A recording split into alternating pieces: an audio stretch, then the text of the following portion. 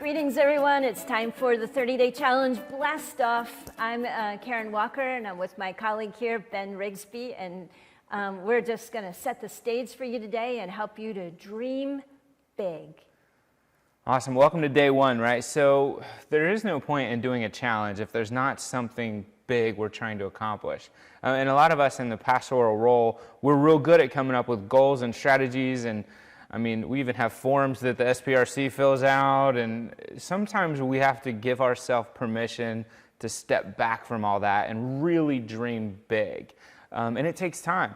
Bill Gates actually spends 2 weeks a year away just as think weeks, right? He carves out of his very busy schedule just time to get away and think. Steve Jobs did the same thing. Elon Musk does the same thing. It's time we take a little bit of that and just figure out, what does it look like to step back and dream? What do you think, Karen? Oh, I think dreaming big is really important. And I forgot who it was. There was a neuroscientist that said, you know, you do your best thinking and dreaming when you're on the move. And I find that to be the case. When I'm, you know, some days I'll do like a really hard workout, and then after that I go for just a nice, easy cool down, 2 or 3 miles.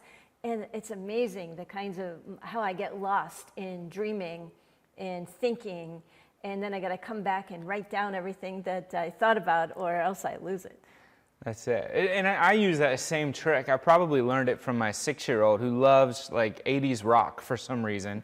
And if you want to give some great creative ideas, him singing, "I want to rock and roll all night," right? He's got the booty moving and he's dancing.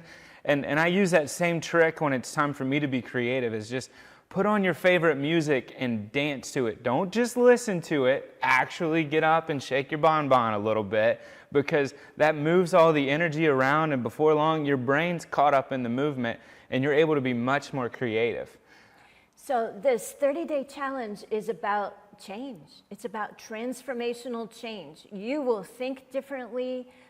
Your church will be different as a result of your participation in the 30-day challenge. So we hope that you will take it seriously, have some fun with it, and don't be afraid to fail. You know, all of us, that's one of the things that I found through the years, that, you know, if there's a really big dream and it seems too big and I don't attempt it at all, and then I feel like a failure even before I get started.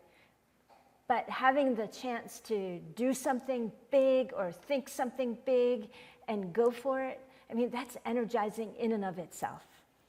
As Jeff Bezos would agree with you, his favorite thing he always says is that, "I knew that if I didn't try to create Amazon, I would regret it," right? And so what I'd love for us to think about is how big a dream can we get that if we don't try, we would end up regretting it at the end.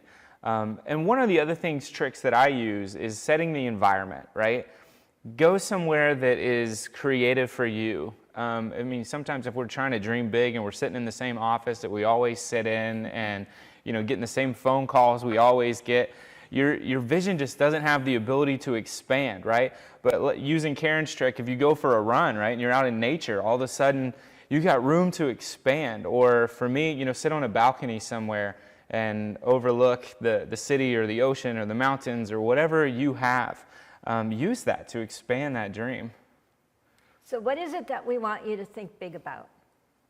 You know, when we think about all of our churches, when we think about where we are in this COVID era that we're living through, there are a lot of ways that we've had to dream big. There are a lot of ways that we've had to play big. I always talk about playing on the big field. And, you know, we've had to rise to the occasion. And congratulations, because everybody has. You know, that's one of the things I think that churches, our congregations, and our clergy ought to be able to pat themselves on the back and say, yeah, we adapted, we've been flexible, we've tried new things, and we are doing the best we can to be the church that God has called us to be in our communities. So thank you for doing that where you are. For this challenge, this is the way we would like to start it off. We want you to think about this. If you had $1 million to spend on mission and ministry, what would you do with it? I love it. And take whatever that dream is, right, and 10x it until you use up the whole $1 million. So you really got a big dream. We're excited for this. Yeah.